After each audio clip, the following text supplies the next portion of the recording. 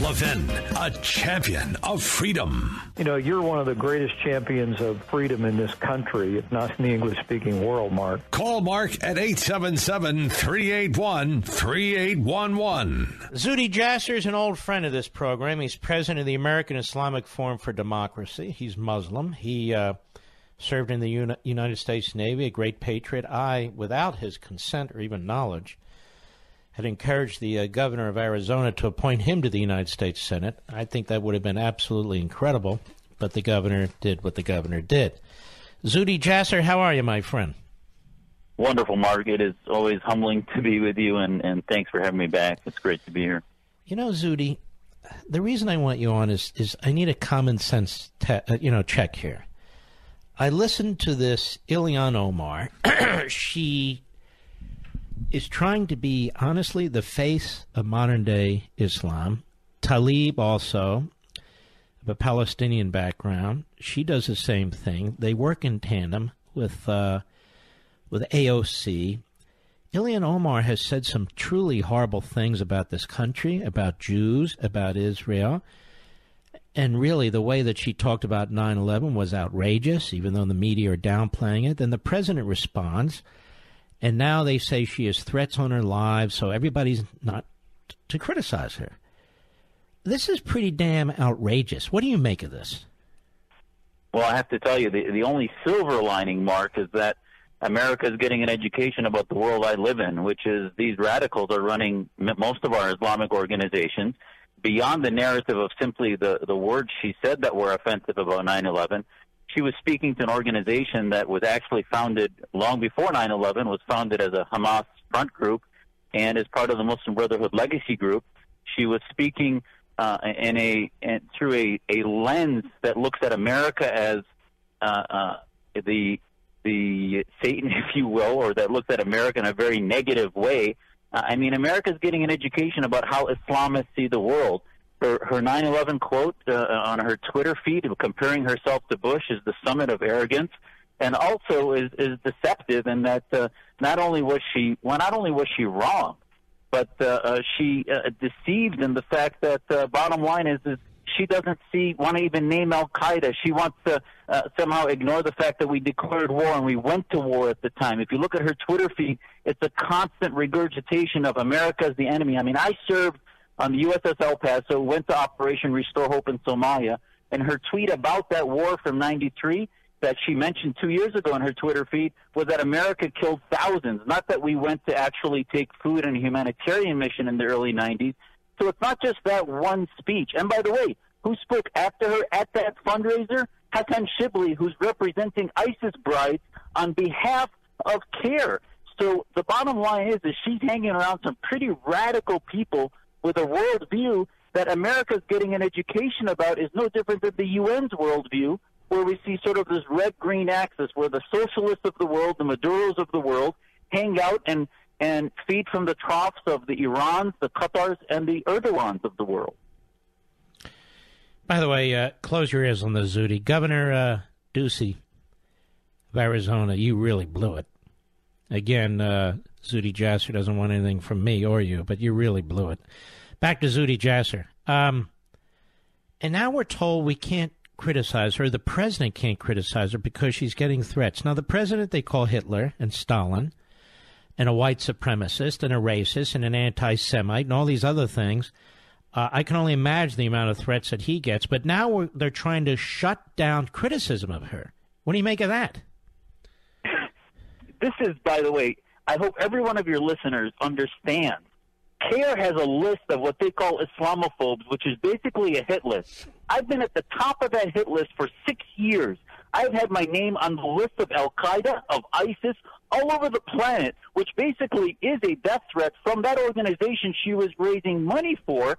I never complained. I've got my big boy pants on, and I understand that that's the way Islamists operate. They're not going to shut me up through threatening me or having me become the fodder for radicals across the planet. But in America, we have free speech. We don't let incitement use the rules of the Saudis' rules of incitement, where any criticism becomes blasphemy, and thus they shut down free speech. So all she's trying to do, and all the CARES and the left is trying to do, is shut down free speech by crying about incitement. Meanwhile, their incitement where American patriots like myself are on the list of their own hit list, go to Islamophobia.org and see my name at the top, and you'll see why my name has been on the list in Arabic of Syrian. How can you be Islamophobic? Aren't you Muslim? Exactly. Well, they decide, the clerics of care decide who is a Muslim and who is not, and that is their takfir, or the decision of excommunication. So it doesn't matter what I say, or that I pray or fast, or that I memorize Quran. That doesn't matter. To them, since I'm against the Islamists, the Muslim Brotherhood, their theopolitical movement that's anti-American, that makes me thus no longer a Muslim. What do you make of the Democrat Party tolerating this? The Democrats, Speaker Pelosi has been treating Ilhan Omar like Ilhan Voldemort of Harry Potter. She doesn't want to say her name, and she's afraid of her. They're afraid of the radical wing. Even Rashida Tlaib has been threatening Speaker Pelosi now, saying, "You've abandoned us. We demand to have our rights." I mean, this is the way the tribal thugs of the Islamists operate, is that they threaten sort of the mainstream establishment, if you will, and Pelosi has cowered to it. She's afraid of her social media platform. And really, at the end of the day, the tail's wagging the dog. These freshmen, they're not going to be held accountable for the words that they use, the recurrent anti-Semitism. They actually patronize them in a bigotry of low expectations where they say, "Oh, don't worry, they don't know the words they choose," and she won't even hold her accountable. Imagine anyone else saying what this new congressperson has said about Israel or about the Jews or about 9/11. They would have quickly repudiated her, but for them, they're just sort of, it's the identity politics. Everything at the altar of identity politics is sacrificed. I see. I've been on this list in the past. I don't know if I still am. Isn't that interesting? Well, actually, I see. I just pulled it up. I didn't even know there was a list. In 2016, I assume I still am. That's a long list. They got a lot of conservatives on this list, don't they? They sure do. And they have a lot of Muslims on this list, I see. Our Muslim reform movement is on the list. So the left hypocrisy, where they're worried about her death threats while she's raising money for an organization that has an open hit list, is just absurd. I mean, they have. I'm looking at the list now. But here's my question to you. They say these things about the President of the United States. The Secret Service cannot even tell us how many death threats he receives. I don't know what death threats she has received. Nobody should receive death threats. I get them. You get them. A lot of people get them, and it's a very, very dangerous thing. But why would Pelosi then go public and say, look, we're going to look at the Capitol Police and our protection of Omar because she's getting threats? You know, as a chief of staff to an attorney general, the way you would have handled that is you go ahead and muscle up your security, but you don't announce it. It seems like that's... Go ahead. They've done polling, and the Muslim as victim is it just goes through the roof on their little dial for the left, for the far left, if you will. So they're going to milk it as much as possible that somehow this is a abomination, that somehow she's being threatened, and never mind that there's been no incitement at all against her. It's just simply disagreement, and they're treating her like a child. I mean, for crying out loud, she's a member of Congress.